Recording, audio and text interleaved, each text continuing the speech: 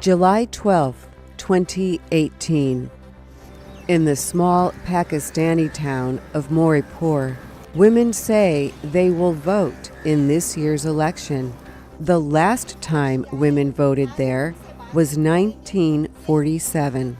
In China, Beijing is promising an answer to the United States' decision to impose tariffs of 10% on $200 billion of Chinese imported products.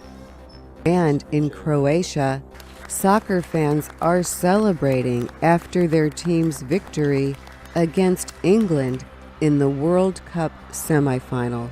The win sends the team to the final game against France on Sunday.